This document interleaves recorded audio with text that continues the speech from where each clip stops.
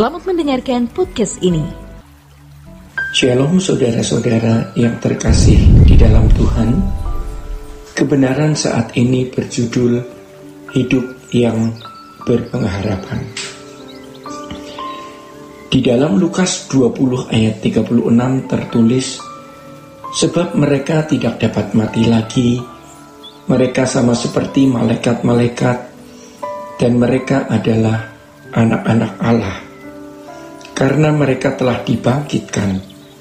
Tentang bangkitnya orang-orang mati, Musa telah memberitahukannya dalam Nas tentang Semak Duri, di mana Tuhan disebut Allah Abraham, Allah Ishak, dan Allah Yakub. Ia bukan Allah orang mati, melainkan Allah orang hidup, sebab di hadapan Dia semua orang hidup. Kalimat penting yang harus kita perhatikan dari deret kata kalimat dalam ayat ini adalah Ia bukan Allah orang mati, melainkan Allah orang hidup. Sebab di hadapan Allah semua orang hidup. Allah orang hidup artinya bahwa Allah menciptakan manusia agar berkeadaan hidup. Hidup di sini artinya memiliki fisik atau tubuh yang bergerak dan beraktivitas, seperti makan, minum, dan melakukan segala kegiatan, serta dapat bersentuhan atau berinteraksi dengan Allah dan ciptaannya. Tentu pula dengan kehendak bebas, bukan robot yang diatur dengan remote control.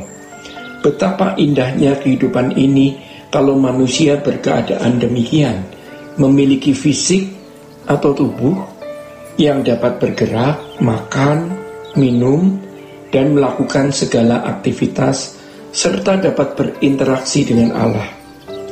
Berinteraksi dan bersentuhan dengan ciptaan Allah lain juga, baik itu hewan maupun tumbuh-tumbuhan dan segala sesuatu dalam tatanan Allah, dan disertai dengan kehendak bebas.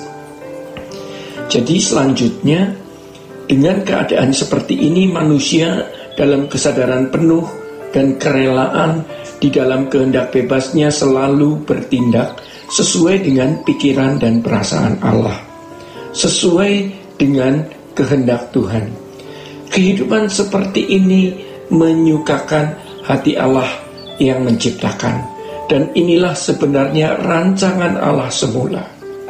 Kehendak dan rencana-rencananya dipercayakan kepada makhluk ciptaan yang agung, yang diciptakan menurut gambar dan direncanakan serupa dengan Allah.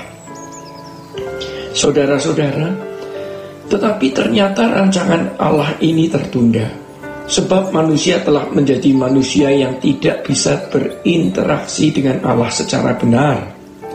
Manusia tidak mampu berbuat sesuatu yang selalu sesuai dengan kehendak Allah, seperti yang dituliskan di dalam Roma 3 ayat 23. Sehingga manusia tidak bisa memproduksi kehendak-kehendak yang tepat seperti yang Allah inginkan. Ini namanya kehilangan kemuliaan Allah. Tetapi bukan berarti manusia menjadi bejat. Memang ada yang menjadi bejat, tetapi tidak semua orang menjadi bejat. Manusia bisa tetap menjadi baik, tetapi kebaikan manusia bukanlah kebaikan standar Allah karena masih berkeadaan meleset. Dan ciptaan Allah yang sempurna ini, yang dikatakan sungguh amat baik, tidak bisa dikelola oleh makhluk yang meleset. Itulah sebabnya tidak ada kejadian yang lebih tragis dari kehidupan manusia di bumi ini, selain ketika manusia makan buah yang dilarang Allah untuk dimakan atau dikonsumsi. Tuhan berkata, pada hari kamu makan buah itu kamu mati. Di sini berarti manusia mengalami proses penuaan yang berujung pada kematian secara fisik. Tetapi selain itu, dengan makan buah yang dilarang Allah untuk dikonsumsi, manusia kehilangan kemampuan untuk memiliki ketepatan bertindak seperti yang Allah inginkan. Dan manusia yang tidak memiliki ketepatan bertindak tidak mungkin bisa mengelola alam semesta ini dengan sempurna. Karena alam semesta ini diciptakan Allah dengan sempurna. Jadi Bapak, Ibu, dan saudara-saudara yang terkasih di dalam Tuhan, bumi juga ikut terhukum. Maka Allah menumbuhkan onak dan duri, dan bumi menjadi hunian yang tidak ideal, yang nanti akan berujung menjadi lautan api. Oleh karenanya harus ada hunian lain. Dan Yesus berkata, "Aku pergi menyediakan tempat bagimu, supaya di mana aku ada, kamu ada." Kematian manusia membuat manusia tidak lagi memiliki pengharapan. Proses penuaan yang berujung pada kematian itu membuat manusia tidak lagi memiliki pengharapan. Sejatinya begitu manusia lahir, ia sudah dieksekusi hukuman mati. Bisa jadi 3 hari, 30 hari, 3 bulan, 3 tahun, 30 tahun, atau lebih. Manusia dilahirkan untuk mati, yang Alkitab katakan ditetapkan untuk mati. Dan manusia hidup di bawah bayang-bayang maut.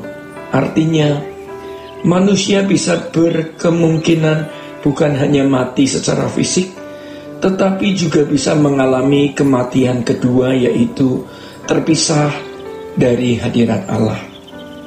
Inilah kehidupan manusia yang tidak berpengharapan. Kita bersyukur karena kita mengenal Tuhan Yesus, Juru Selamat yang menderita mati, menebus dosa-dosa kita, dan kemudian bangkit. Kebangkitan Yesus dari kematian memberi pengharapan, membuat kehidupan ini berpengharapan. Rancangan Allah untuk memiliki makhluk hidup bisa terwujud. Manusia yang berfisik memiliki tubuh, makan, minum, beraktivitas, tapi juga bisa berinteraksi secara ideal dengan Allah Bapanya. Manusia dapat berinteraksi dan bersentuhan dengan ciptaan Allah yang lain.